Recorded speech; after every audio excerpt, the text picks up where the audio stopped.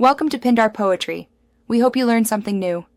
You begin by confirming the alarm and light are compatible and rated for the same voltage. This avoids damage later.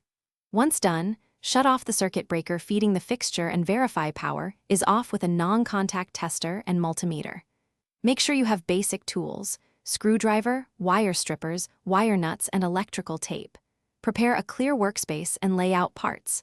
Once everything is ready and power is confirmed off, you can remove the fixture cover and expose the wiring to start the connection process. Now focus on correct wiring. Identify the live, hot, neutral, and ground wires using color codes and a multimeter. Confirm which is switched hot.